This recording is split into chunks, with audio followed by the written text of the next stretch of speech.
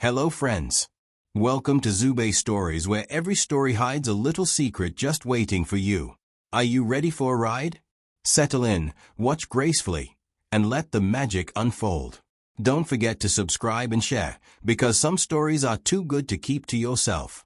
Maya had always envisioned a grand turning point in her life, a moment when all her hard work and her towering dreams finally aligned. In her daydreams, she pictured scholarships rolling in for her future in art and design, maybe a chance to move out of her cramped apartment, and a real shot at helping her mother with medical bills. But all of those hopes felt distant whenever she donned her apron at the Roasted Leaf Cafe. On a brisk Monday morning, the cafe buzzed with customers seeking their caffeine fix before work. Maya expertly juggled orders, from frothy cappuccinos to chai lattes. She'd greet each person with a kind smile, though inside she battled the stress of overdue rent and an unending to-do list. Still, routine gave her comfort, and she knew these tasks like the back of her hand. Halfway through the rush, the door swung open with a jingle, and in walked a man who carried himself like he owned the block, tall, in a perfectly tailored suit, phone in hand. Without meeting anyone's gaze, he stepped forward. He appeared to be on a call, voice clipped and commanding. Maya glanced his way, her stomach tensing at his imposing demeanor. Finally, he ended the call and met her eyes with a disinterested stare. "Large black coffee," he said curtly, tossing money onto the counter without waiting for a greeting. Annoyance flickered within Maya, but she kept her tone professional. "Coming right up." She turned to the pot of freshly brewed coffee and filled the cup to the brim. As she reached to hand it over, the man stepped forward abruptly, his briefcase knocking into her arm. The cup tilted, and hot coffee splashed across his pristine suit. Gasps erupted from nearby customers. Maya froze, horrified. "Oh my goodness, I'm so sorry," she managed, scrambling for napkins. "Are you okay?" He recoiled, eyes narrowing as though she'd committed an unforgivable sin. "Do you have any idea how much this suit costs?" His voice was low and biting, sending a hush over the cafe. Maya's cheeks flamed. Sir, you move so fast, He cut her off with a derisive scoff. "What's your name?" "Maya," she answered, swallowing her pride. He practically snarled the word back at her. "Maya, I hope you can afford a new phone if you destroyed mine." He checked his device, wincing at the droplets. "And dry cleaning." She looked down at his suit, stained dark from the spill.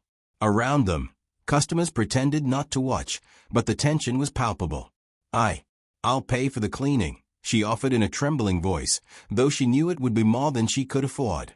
His gaze swept over her, equal parts anger and something else she couldn't place.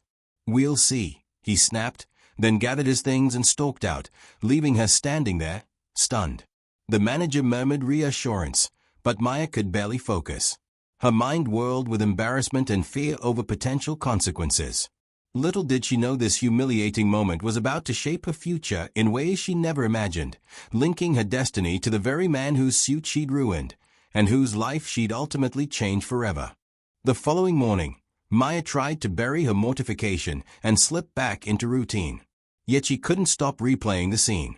She half expected the angry customer to barge into the Roasted Leaf, demanding compensation. Instead, she found herself glancing at the door in dread with every new arrival. For 2 hours, the cafe bustled without incident. Just when Maya began to relax, the door opened to reveal the same man, looking just as polished as before. Her heart lurched. She watched him stride past the line, ignoring the pointed glances of waiting patrons, and head straight to the counter where Maya stood. Can I help?" she began, but he interrupted with a brisk nod, placing a sleek business card on the counter. "My name is Damon Wyatt, CEO of Wyatt International," he said in a measured tone. "I need someone reliable to handle a short-term assignment at my firm. I'm offering you the position." Maya blinked, unable to process his words. This had to be some kind of twisted prank or setup. "Me?" she echoed warily, recalling how he'd humiliated her. He nodded once more. You handled that cafe rush efficiently, until the spill. I need people who can work under pressure. Our mailroom is understaffed, and this might be your chance to make amends." She bristled at the implication she owed him. Yet financial desperation gnawed at her. I have no corporate experience, she admitted, trying to gauge his angle. Damon shrugged. We don't need corporate expertise for the mailroom. We need someone organized, punctual, and accountable. You'll be paid fairly. Her pride fled, but her bills loomed larger. After a fraught pause, she quietly asked, when would I start? Tomorrow, 9 a.m. My address is on the card. Don't be late. He slid the card closer, his stern gaze never leaving her face. Her mind spun. She barely squeaked out, okay, before he turned and exited with the same confident strides that had brought him in. Donna, her co-worker, sidled up, eyes wide. Maya, who was that? And what just happened? Maya let out a breath she hadn't realized she was holding. He's the guy I spilled coffee on, she explained, voice shaky. He's offering me a temporary job in his mailroom. Donna frowned. That's weird. Are you sure it's not a trap? Maya examined the card, noting its crisp design and glinting gold lettering. Everything about it screamed authenticity, or at least expense. I'm not sure of anything, but I need the money. I'll try it. The rest of her shift dragged in a fog of anxious anticipation. After clocking out, she picked up groceries she could barely afford and walked home, replaying Damon's offer. Early the next morning, she dressed in her neatest business casual outfit, a simple blouse and black slacks, then boarded the bus to Wyatt International. Standing before the towering glass edifice, she felt her stomach flutter with nerves. Gripping the card in her hand, she murmured, "Here goes nothing." Stepping inside, she inhaled the scent of polished floors and echoed footsteps. She had no idea she was about to enter a corporate battleground, and that her quiet resilience would soon draw attention from some of the most powerful people in the building, including the steely CEO himself. Maya stepped off the elevator into a bustling lobby flanked by imposing artwork and immaculate marble floors. Everything about Wyatt International screamed money, power, and precision. She approached the reception desk, where a polished young woman with a headset directed her to the mailroom in the sublevel corridor. Downstairs, the stark difference was striking. Instead of gleaming marble, she found gray linoleum and rows of shelves stuffed with envelopes, packages, and files. Celia, the mailroom manager, a petite, no-nonsense woman in her 40s, took one look at Maya's carefully chosen outfit and smirked. "You're the new temp," Celia said, tapping her pen on a clipboard. "We've got tons of outgoing shipments into Rolfer's mail and packages needing scanning. You any good with details?" Maya mustered a smile. "Yes, I'll do my best." Celia wasted no time explaining the sorting process, color-coding systems, and departmental codes that distinguished everything from regular mail to confidential documents. Maya followed closely, scribbling notes, determined not to mess up. As the hours rolled by, she found comfort in the repetitive tasks. The whir of the postage machine, the crinkle of padded envelopes, these were simpler stresses than dealing with haughty customers. Yet the tension of the corporate world hovered above, like a storm cloud waiting to break. During a mid-morning delivery run, she shared an elevator with a cluster of impeccably dressed executives talking about a high-stakes merger. Despite feeling invisible, she caught Damon's voice among them just before the doors slid shut. When he noticed her, their eyes met briefly. He gave her a cape nod, then returned to discussing figures with his colleagues. The fleeting exchange rattled her nerves. She recalled his cold glare at the café, the humiliating scene over spilled coffee. But he was a picture of professionalism, distant, commanding, and surrounded by people who deferred to him. She felt an odd mixture of resentment and curiosity. Later, she delivered a package to his office. A sleek brass nameplate read, "Damon Wyatt, CEO." Heart pounding, she knocked. An assistant ushered her in, and there he sat behind a massive desk, scanning documents. He didn't look up until she placed the envelope on the edge of his desk. "Your mail, sir," she said, voice steady. Briefly, his steely gaze flicked to her. "Leave it there. Anything else?" Swallowing a retort, she simply shook her head. "No, that's all." He gave a curt nod. "Then carry on." She left, seething quietly at how dismissive he was. He'd practically forced her into this job, yet treated her like a ghost. Still, she reminded herself, she needed the paycheck. Over the following days, she kept her head down, learning the labyrinthine mail system and navigating corporate protocols. Yet she couldn't ignore the intrigue that brewed within her. Despite his arrogance, Damon Wyatt possessed a powerful aura. People hung on his every word. The question nagged at her: why choose her for this role at all? Did he truly see potential in her, or was this a twisted form of retribution? For now, she pushed those doubts aside. What mattered was proving her worth. She resolved to do the job with excellence, not for him, but for herself. Little did she know, the friction between them would only intensify, lighting a fuse that would either spark something grand or blow them both to pieces. After 2 weeks in the mailroom, Maya felt more confident about the day-to-day tasks. She sorted mail faster, memorized departmental codes, and discovered small ways to streamline deliveries. Her efficiency even caught Celia's attention, who praised her initiative. But the corporate jungle had other inhabitants, chief among them Talia Monroe, Damon's business partner. Talia was a statuesque brunette who wore designer suits and exuded an air of authority that made subordinates scuttle out of her way. From the first day Talia saw Maya in the corridor, she offered a polite smile, then arched an eyebrow as if assessing whether Maya belonged. One afternoon, as Maya delivered a stack of folders to Talia's executive suite, she overheard a conversation between Talia and Damon. The door stood ajar, their voices carrying into the hallway. "We can't afford any weak links," Talia said, her tone crisp. "The Redwood Tech merger is delicate. If anyone fumbles, we'll lose the entire contract." Maya froze in place, feeling an odd sense of trespass. Just as she turned to leave, Talia's gaze flicked over to her. "Yes, can I help you?" Talia asked coolly. Maya's cheeks warmed. "I have some files for Ms. Monroe." Damon's eyes shifted toward Maya, momentarily unreadable. "Bring them in," he said. She stepped inside, placing the folders on Talia's desk. She couldn't help but notice Talia's calculating stare, as though rummaging through Maya's intentions. The tension in the room was palpable. "Thank you," Talia said, dismissing her. Before Maya could retreat, Talia added, "Maya, right? Damon mentioned you in passing." Maya swallowed. "Yes, Ms. Monroe." Talia offered a tight-lipped smile. "I trust you're finding your work manageable." "Yes, it's been challenging but good," Maya replied, forcing a polite tone. "Excellent," Talia said, then looked back at Damon, effectively ending the conversation. Maya left, unsettled by the exchange.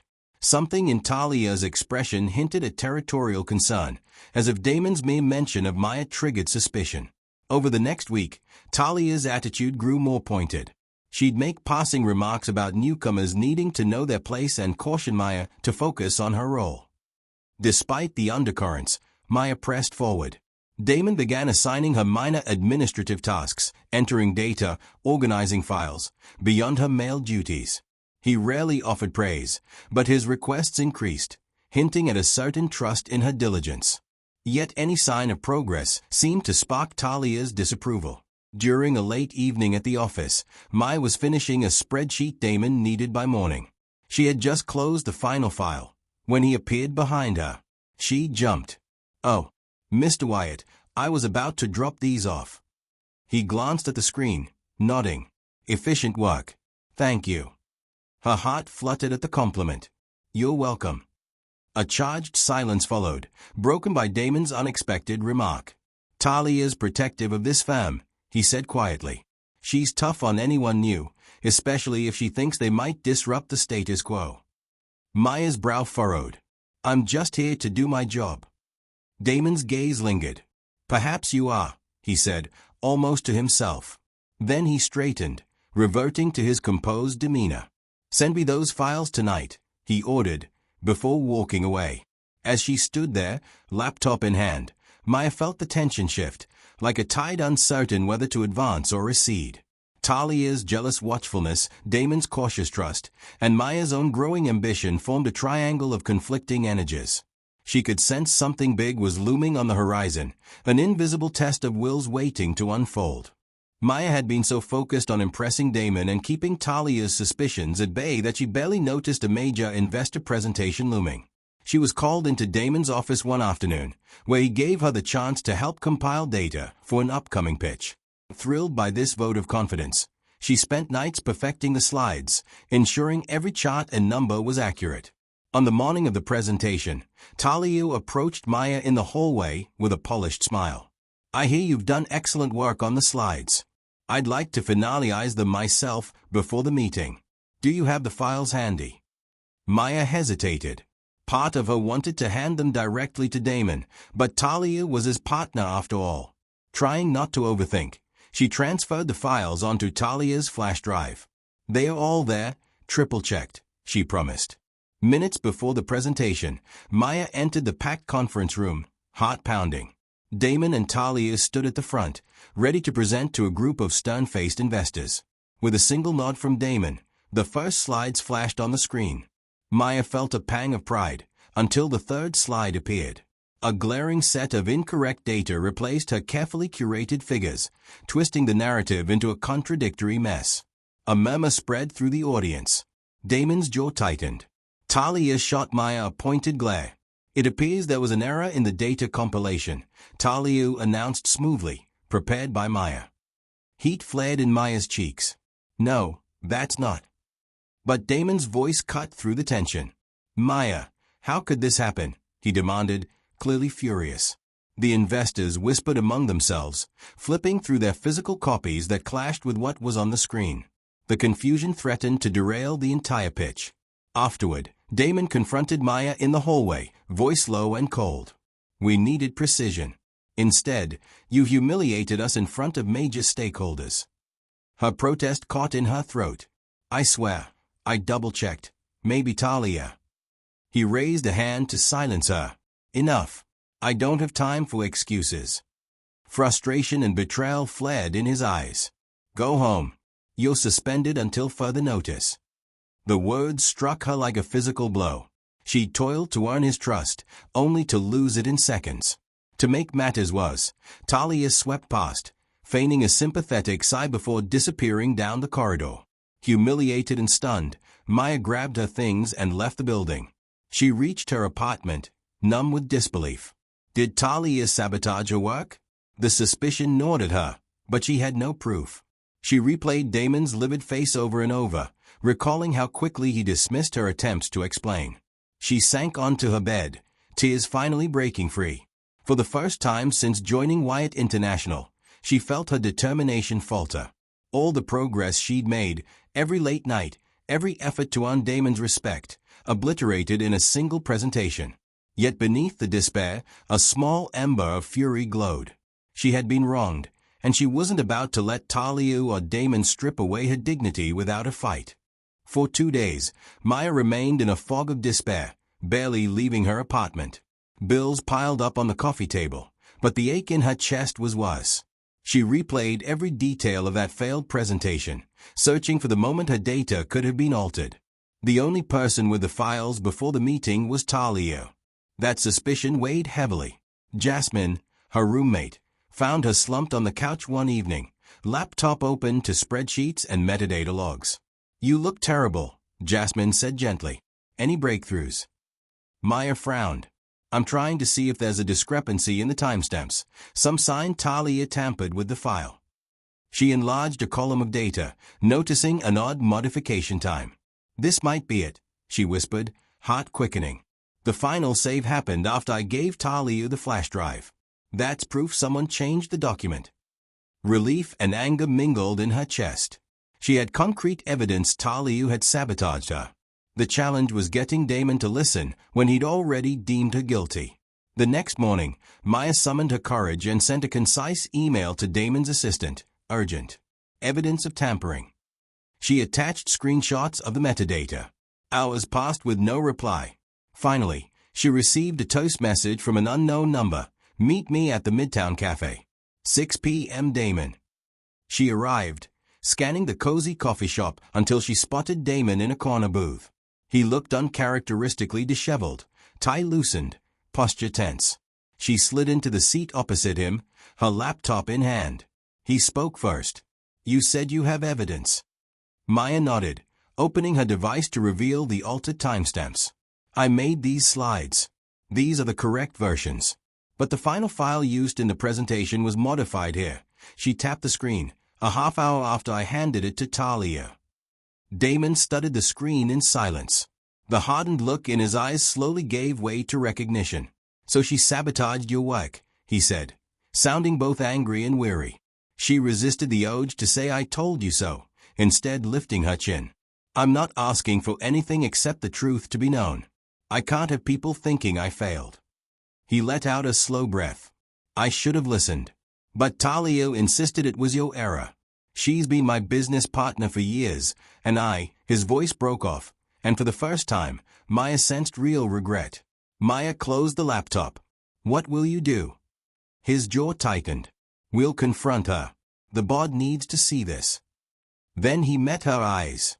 "I'm sorry, Maya, for not giving you the benefit of the doubt." The sincerity in his tone was a stark contrast to their last encounter. She nodded, a weight lifting off her chest. "I just want my name cleared." Damon slid a hand over his face, exhaustion visible. "Trust me, it will be. And if Talia's behind this, there'll be consequences." She rose to leave, emotions swirling. Part of her longed for an apology that soothed the sting of betrayal, but she realized Damon's regret was genuine enough. She only hoped that exposing Talia would be the start of regaining her dignity, and, perhaps, rewriting the fragile dynamic she shared with Damon Wyatt. The next day, Damon arranged an emergency board meeting. Talia arrived, poised in a charcoal blazer, oblivious to the revelations awaiting her. Maya, still technically suspended, was called in to present her findings. She stood at the head of a long table, hands trembling slightly, but her voice was steady as she explained the digital evidence of tampering. Board members leaned forward in their chairs. Damon stood to one side, arms folded, gaze fixed on Talia.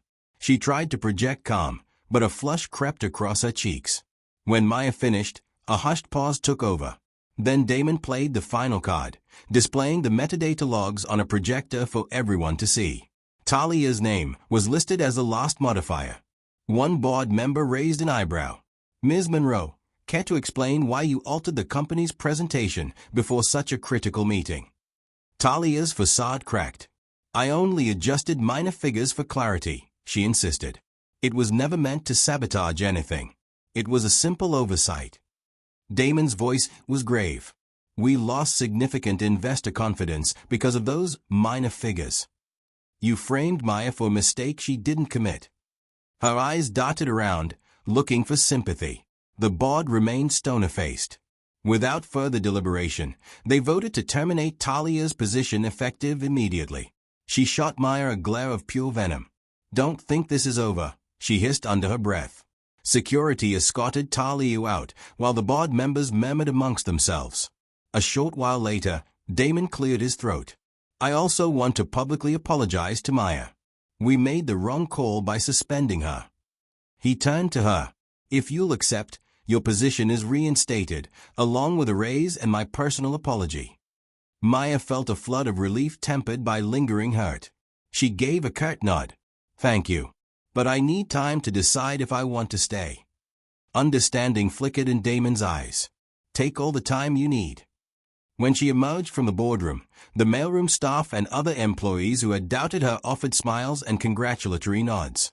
Carla, the mailroom manager, even gave her a spontaneous hug. Maya thanked them, but in the wake of her vindication, a new emptiness gnawed at her.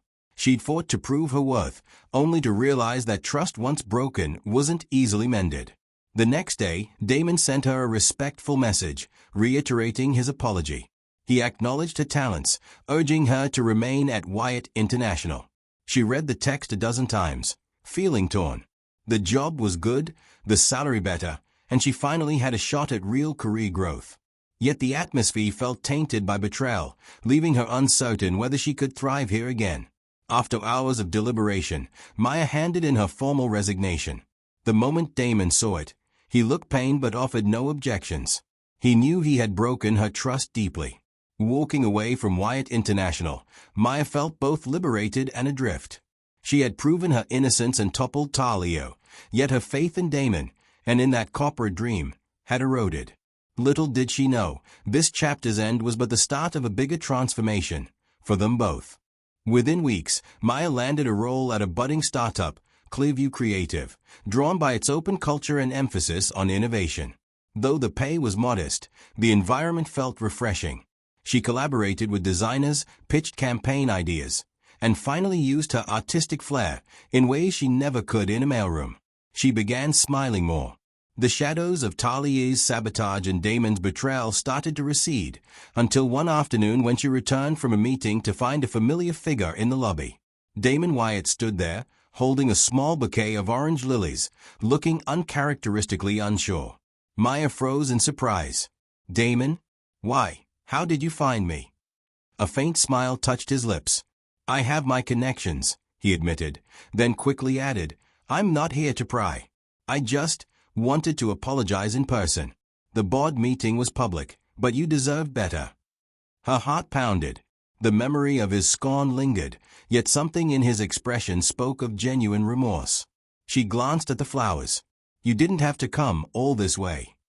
He exhaled slowly. "I did. I don't blame you for leaving Wyatt International. I realize I let you down when you needed me to trust you." Maya blinked back a swell of emotions. "Yes, you did," she answered quietly, her guard up. He extended the bouquet. "Please accept these as a small token. I know trust isn't something words can fix. I'm determined to show you I've learned from this." A beat passed. Then she took the flowers, holding them close without letting her gaze soften. "Thank you," she said, voice subdued. "But I won't just forget everything. I've moved on to a place that values me without suspicion." Damon nodded, an air of acceptance about him. "I understand. I'll respect your space." With that, he left, leaving Maya standing in the bright startup lobby, flowers in hand. The following days, she received occasional messages from Damon, articles about creative leadership, or short notes congratulating her on a new project. She responded curtly, unsure how to navigate this new dynamic. Meanwhile, Wyatt International underwent sweeping changes. Word spread that Damon was rolling out mentorship programs and funding scholarships for women in business, a dramatic pivot from its earlier cutthroat image. Some claimed it was mere PR. Others believed Damon was sincerely trying to right his wrongs, spurred by what happened to Maya. At Clearview, Maya's star rose. She led successful campaigns, earning the respect of her colleagues. But at night, she sometimes found herself rereading Damon's sporadic messages, wondering if he truly changed or if this was a ploy to regain her goodwill. Weeks turned into months. Each fleeting update from Damon hinted at deeper reforms, philanthropic partnerships, inclusive hiring. Maya's skepticism gradually gave way to cautious admiration. Perhaps people could change if confronted with their mistakes. Still, forging trust again was another matter entirely. Then, late one evening, after a triumphant project launch, she found herself texting him first, heard about Wyatt's new scholarship fund. "It's impressive. Congratulations." His reply came quickly, "Thank you. I'm trying to do right by people. Hope Clearview is treating you well." She stared at his words, heart uncertain. Maybe time had granted them both perspective. Maybe this was the start of a slow thaw, though she couldn't yet say if forgiveness would follow. She only knew that for the first time, the thought of speaking freely with Damon didn't fill her with anger, but with the faint flicker of hope. As the months slipped by, Maya and Damon communicated in carefully measured exchanges, brief texts, occasional emails about industry trends. It felt like a fragile bridge forming between two sides once separated by betrayal. She remained guarded, but his consistency impressed her. Meanwhile, Clearview thrived, and so did Maya. Her campaign ideas drew attention from major clients, and her designs gave the startup an artistic edge. One day, she presented a marketing pitch so successful that her boss immediately hinted at a promotion. Buoyed by the prospect, Maya decided to celebrate with a small group of colleagues at a nearby café. That evening, after the celebration, Maya lingered alone outside, enjoying the crisp night air. She reflexively reached for her phone, scanning through her messages. Damon's name appeared in her inbox with a single line, "Congratulations on the new deal. Proud of you." She hadn't told him about the project's success, which meant he'd been following Clearview's announcements. She typed a reply before she could overthink, "Thanks. It means a lot to hear that." To her surprise, a second later, her phone buzzed with a call. Damon's voice came through, quieter than usual. Sorry for calling out of the blue. I just wanted to say it directly, not hide behind texts. Maya's heart fluttered.